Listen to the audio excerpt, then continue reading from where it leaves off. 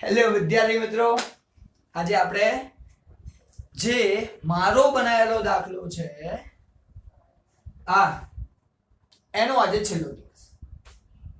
તમને લોકોને ખબર છે બધાને કે આ જે દાખલો છે એમાં આપણે આ ત્રણ સૂત્રોનો ઉપયોગ કરીને દાખલો ગણી ચૂક્યા છીએ. આજે તમને સૂત્ર શીખવાડવાનો નથી, આજે કશું રિપીટ કરાવવાનું નથી. મેં તમને ગયા વખતે કીધું કે સૂત્રોનો આજે છેલ્લો દિવસ. હવે સૂત્ર તમને યાદ રહી જ જશે, ના રહે તો 10 વખત લખીને યાદ કરવાના. હવે કોઈ ઓપ્શન છે નહીં.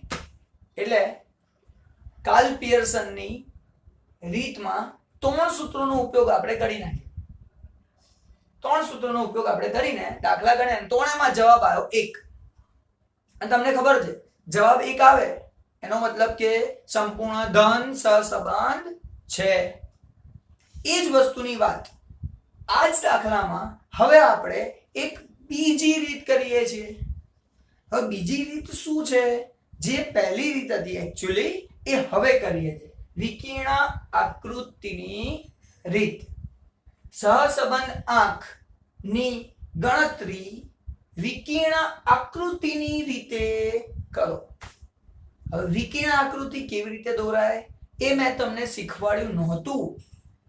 ગયા વખત સુધી, ગયા લેક્ચર સુધીમાં જે પણ કંઈ શીખવાડ્યું એમાં આકૃતિઓ બતાવીને કહી દીધું આવી આકૃતિ હોય તો આ જવાબ આવે, આવી આકૃતિ હોય તો આ જવાબ આવે, આવી આકૃતિ હોય તો આ કહેવાય.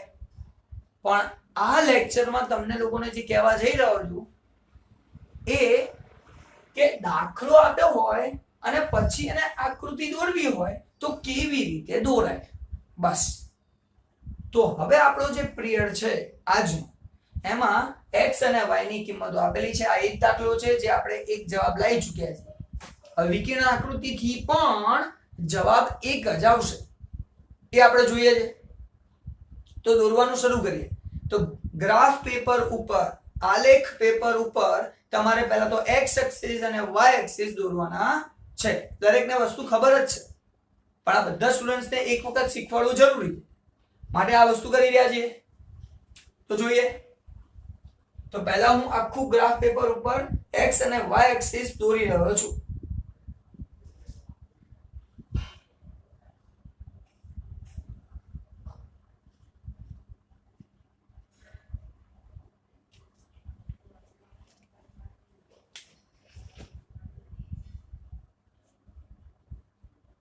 આ x, અહીંયા y.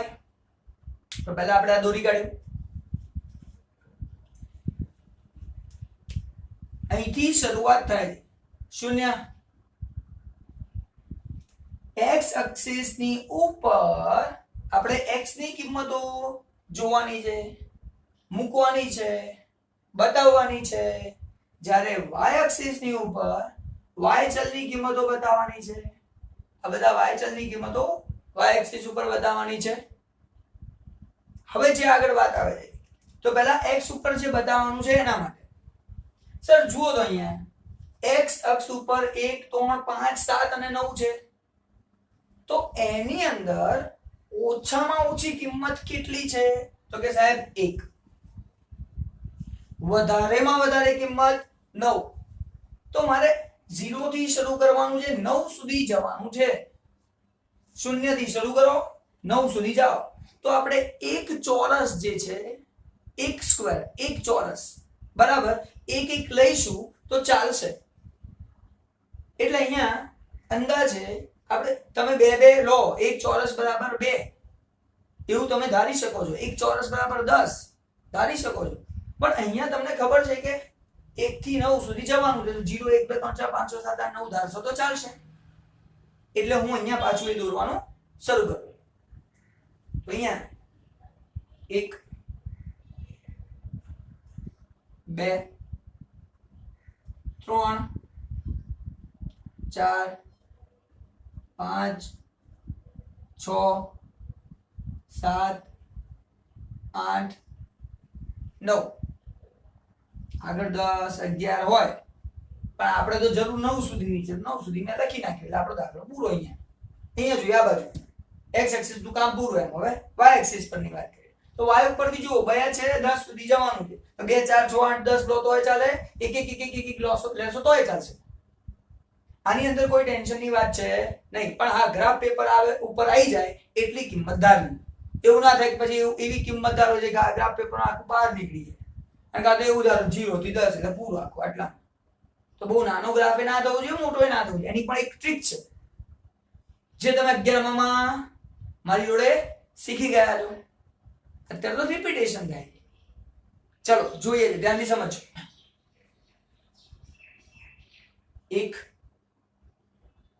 2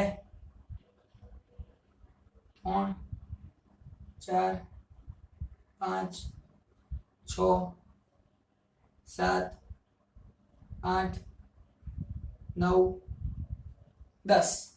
તો આ બધી કિંમતો મેં અહીંયા લખી નાખી. હવે આગળ બધા બિંદુઓ મૂકવાની વાત કરીએ. અલગ અલગ બિંદુઓ આપણે આમાં મૂકીએ.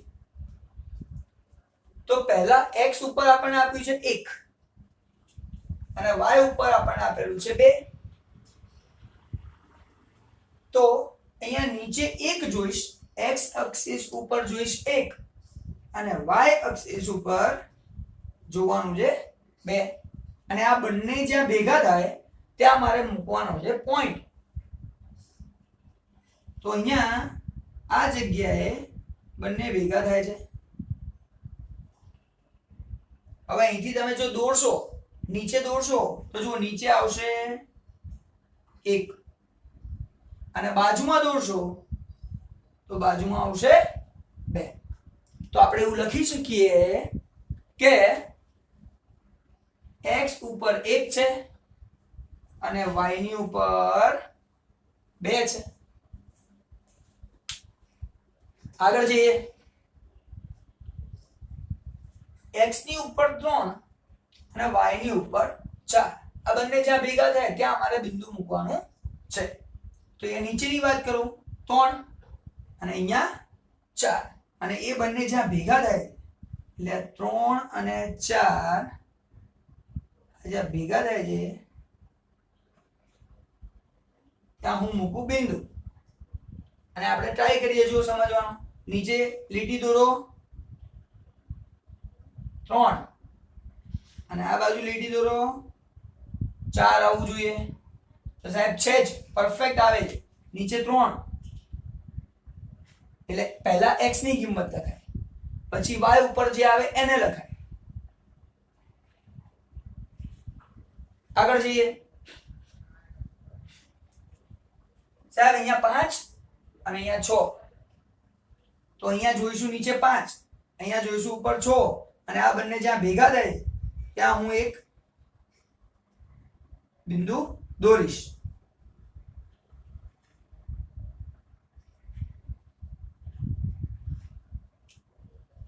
અહીંયા પણ તમે દોરીને જુઓ. નીચે આવશે 5 અને સાઈડમાં જશો તો આવશે 6 અને એ બંને જ્યાં ભેગા થાય ત્યાં આપણે એક બિંદુ દોરવાનું. અને અહીંયા લખવાનું હોય તો 5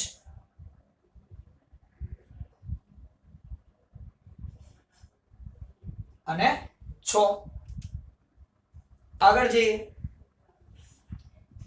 x 7 છે, y 8 છે.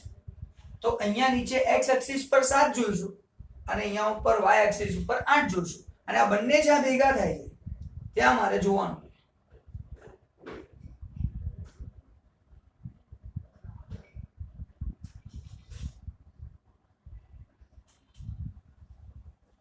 હવે આ આકૃતિ દોરું તમને બતાવવા માટે. નીચે દોરું. આ નીચે દોરવું જરૂરી નથી, પણ કેમ દોરું છું જેથી તમને ખબર પડે હા સાહેબ નીચે આ હોય ને સાઈડમાં અહીંયા હોય. તો અહીંથી નીચે દોરું તો જવાબ છે 7 અને અહીંયા જવાબ આવે છે 8 અને બંને જ્યાં ભેગા થાય ત્યાં મારે બિંદુ દોરવાનું છે. તો અહીંયા લખીશ પહેલા 7 આવે અને બાજુમાં 8, નીચે 7 બાજુમાં 8. આગળ જોઈએ. છેલ્લું પાંચમું જે આપેલું છે 9 અને 10. તો તો અહીંયા છે 9 અને અહીંયા છે 10. આ બંને જ્યાં ભેગા થાય છે ત્યાં મારે અહીંયા તમને બતાવવાનું છે બિંદુ. તો બિંદુ બતાવી દીધું. નીચે દોરીએ તો નીચે 9 અને અહીંયા 10. તો પહેલા x એક્સિસ ની કિંમત લખવાની, બાજુમાં y એક્સિસ ની કિંમત. હવે આપણું કામ શું છે? આ બધા બિંદુઓમાંથી પસાર થતી એક રેખા દોરવાની છે. આ બધા બિંદુઓમાંથી પસાર થતી એક રેખા દોરો અને પ્રયત્ન કરો કે બધા બિંદુ થઈ જાય છે. જરૂરી નથી થાય જ, આપણે શીખેલા છીએ જો એક જ રેખા પર બધા બિંદુઓ આવતા હોય તો સંપૂર્ણ સંબંધ છે એમ કહેવાય. અને જો એક રેખાની આજુબાજુમાં અમુક રહી જતા હોય તો અંશતઃ સંબંધ છે એમ કહેવાય.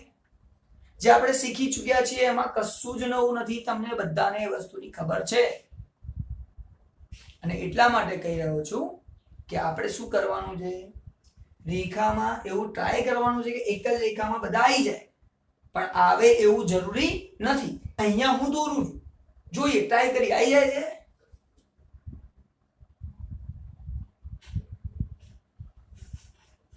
હા સાહેબ, મેં એક રેખા દોરી અને એક રેખામાં બધા 5 બિંદુઓ આવી ગયા. હવે યાદ કરો આપણો પહેલો પીરિયડ જ્યારે તમને લોકોને આ બધું શીખવાડ્યું હતું. કારણ કે આજે આ દાખલાનો છેલ્લો દિવસ છે અને આ દાખલાનો છેલ્લો દિવસ એટલે આ દાખલો આપણા બધા માટે બ્રહ્માસ્ત્ર છે. બોર્ડની એક્ઝામમાં 5 માર્કનો છે અને તમારી ચોપડીના બધા દાખલાઓ તમને સરળતાથી આવડે એવો છે. અને માટે આ દાખલો જે મેં બનાવ્યો છે જેનાથી તમને બધી રીતોની ખબર પડી જાય જે તમારી ચોપડીમાં નથી. તો કાર્લ પિયર્સનની રીતમાં 3 સૂત્રો કેવી રીતે વાપરવા એ શીખવાડ્યું હતું. આજે વિકર્ણ આકૃતિ શીખવાડી. વિકર્ણ આકૃતિમાં બધા જ બિંદુઓ જુઓ એક જ રેખામાં આવે છે. હવે યાદ કરવાની કોશિશ કરો. મેં તમને શીખવાડ્યું હતું જો બધા જ બિંદુઓ એક જ રેખામાં આવે તો સંપૂર્ણ સંબંધ છે તેમ કહેવાય. ફરી એક જ રેખામાં આવે તો ફક્ત મને એટલી જ ખબર પડે કે સંપૂર્ણ સંબંધ છે. ધન છે કે ઋણ છે એ ખબર પડે નહીં.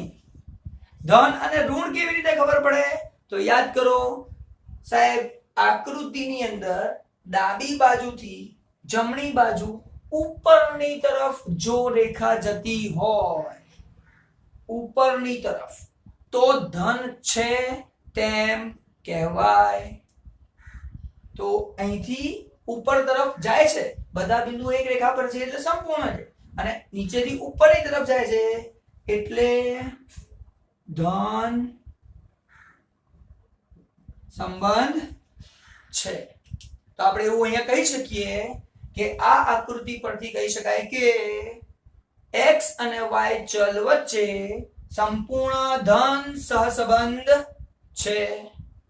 અને બધાને ખબર છે સંપૂર્ણ ધન સહસંબંધ એટલે r બરાબર 1 થાય.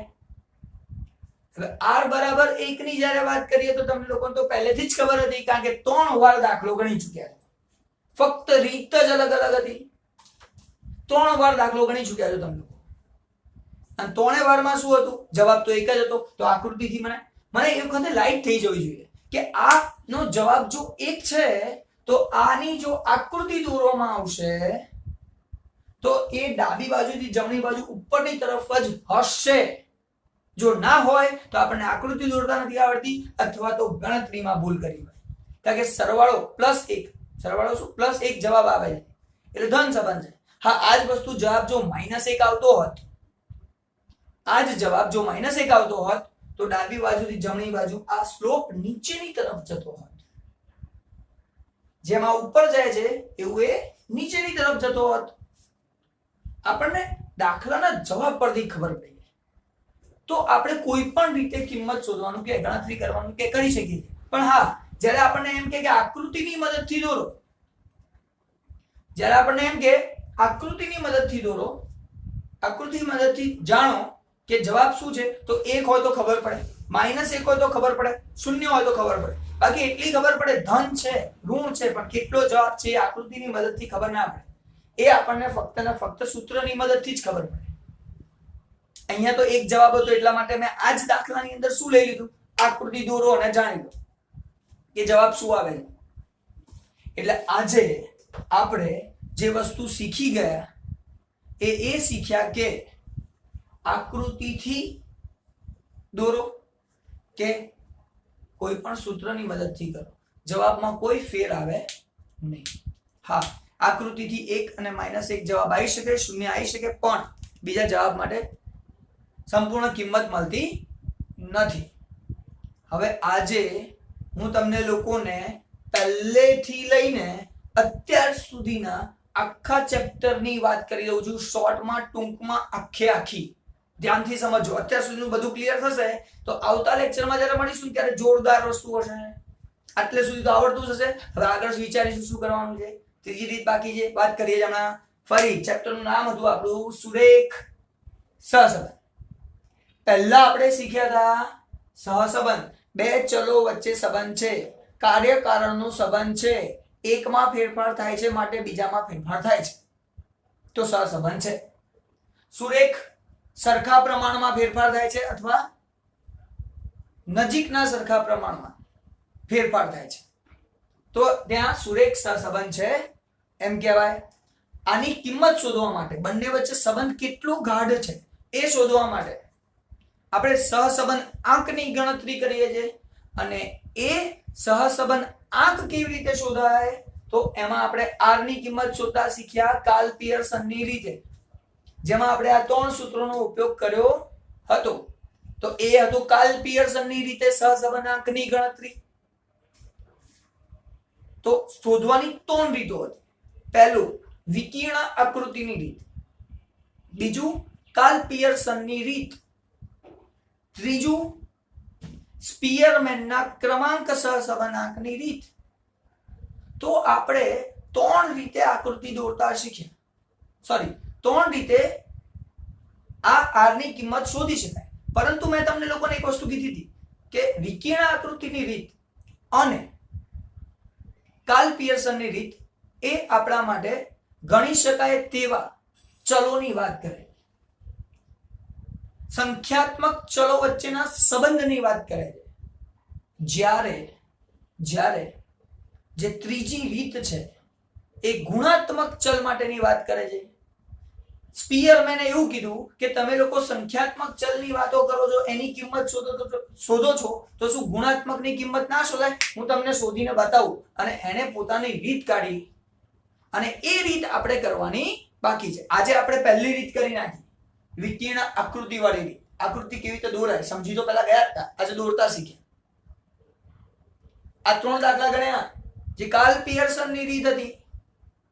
અને હવે જે આપણે કરવાનું છે નેક્સ્ટ, એ કરવાનું છે સ્પીયરમેનની ક્રમાંક સહસંબંધાંકની રીત, જે ગુણોને આધારે છે, ગુણાત્મક ચલને આધારે જેની ગણતરી કરવાની હોય છે. તો આજના પીરિયડમાં હું તમને લોકોને પહેલાની જેમ જ, જ્યારે આપણે કાર્લ પિયર્સન શરૂ કરવાનું હતું ત્યારે મેં તમને કાર્લ પિયર્સનની પહેલા ફોર્મ્યુલા શીખવાડી, સૂત્ર શીખવાડ્યા, અને બીજા લેક્ચરથી શરૂ કર્યું હતું આપણે કાર્લ પિયર્સનના દાખલા. એ જ રીતે આજે પણ પહેલા તમને લોકોને સ્પીયરમેનની રીતનું સૂત્ર શીખવાડીશ. જે સૂત્ર તમે નેક્સ્ટ ટાઈમ યાદ કરીને આવશો જ, મને ખબર જ છે, વિશ્વાસ છે બધાની ઉપર, બધા જેન્યુઅલી કામ કરી રહ્યા છે. નેક્સ્ટ ટાઈમ એ સૂત્ર યાદ કરીને આવશો. તો આજે હું તમને લોકોને સૂત્ર લખાઈશ, સૂત્ર સમજાવીશ, અને બીજા લેક્ચરમાં તમારે સૂત્ર યાદ કરીને આવવાનું છે. એટલે બીજા લેક્ચરમાં સૂત્ર યાદ કરીને આવશો એટલે તમારું કામ ઈઝી થઈ જશે. તો હવે હું તમને લોકોને સ્પીયરમેનની જે રીત છે એનું સૂત્ર આજે શીખવાડી દઉં. જોઈએ, પહેલા તો આ ભૂસી નાખીએ. હવે આમાં કોઈ ડાઉટ છે નહીં?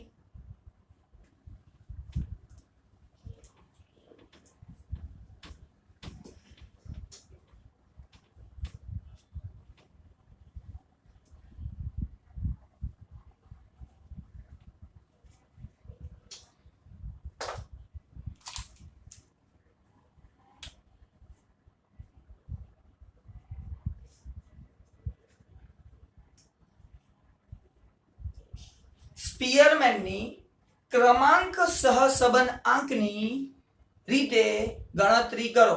આવું તમને કે ત્યારે કરવાનું. તો સ્પીયરમેનની ક્રમાંક મેં તમને વાત કરી કે ગુણની વાત આવતી હોય. ચલ હોય તો માપી શકાય, ગુણ હોય તો માપી ના શકાય. કોઈ સારું ગાય છે તો માપી ના શકાય, તો એને નંબર આપી શકાય. પહેલો નંબર આનો, બીજો નંબર આનો, ત્રીજો નંબર આનો. એટલે એને કહે છે સ્પીયરમેનની ક્રમાંક સહસંબંધાંક. એને ક્રમ આપી શકાય, માટે ક્રમાંક સહસંબંધાંક એવો શબ્દ વપરાય છે. અને સ્પીયરમેનના ક્રમાંક સહસંબંધાંકની રીતનું સૂત્ર R બરાબર, તો આપણને R બરાબર જે આપેલું છે 1 માઈનસ, એક માંથી બાદ કરવાનું છે, 1 માઈનસ 6 સિગ્મા ડી સ્ક્વેર ભાગ્યા n સ્ક્વેર માઈનસ 1. ફરી રિપીટ કરું છું, ધ્યાનથી સમજવાની કોશિશ કરજો. R બરાબર 1 માઈનસ 6 સિગ્મા ડી સ્ક્વેર ભાગ્યા n સ્ક્વેર માઈનસ 1. અમુક વખત એવું હોય છે કે આ સિગ્મા ડી સ્ક્વેર ની સાથે પ્લસ CF લખવું પડે. તો 1 માઈનસ 6 કૌંસમાં sigma D square plus CF ભાગ્યા n સ્ક્વેર માઈનસ 1. હવે તમે લોકો કહેશો તમારી ચોપડીમાં બે સૂત્ર હતા છે, એવું લખી આવી પરિસ્થિતિ હોય તો આ સૂત્ર વાપરવું, આવી પરિસ્થિતિ હોય તો આ સૂત્ર વાપરવું. આવી પરિસ્થિતિમાં CF નહીં લખવાનું, આવી પરિસ્થિતિમાં CF લખવાનું. આપણે કમલ સર એવું કહે છે આ એક જ સૂત્ર યાદ રાખવાનું, કોઈ ટેન્શન લેવાનું નહીં. ક્યારે CF લખવું ક્યારે ના લખવું એની ઝંઝટમાં પડવું નહીં, લખી જ નાખવું. આપણે દાખલામાં જ્યારે શરૂ કરીએ તો 1 minus 6 sigma D square plus CF ભાગ્યા n સ્ક્વેર માઈનસ 1. હવે આમાં આ બધી કિંમતો શું કહેવા માંગે છે એનું ડિસ્કશન આપણે નેક્સ્ટ લેક્ચરમાં કરીશું. પણ તમારું પહેલું કામ અત્યારે શું છે? સ્પીયરમેનના સૂત્રની તૈયારી કરવી. એટલા માટે સૂત્ર તમને કહી દીધું. એક દિવસમાં, બે દિવસમાં તમે સ્પીયરમેનના સૂત્રની તૈયારી કરો.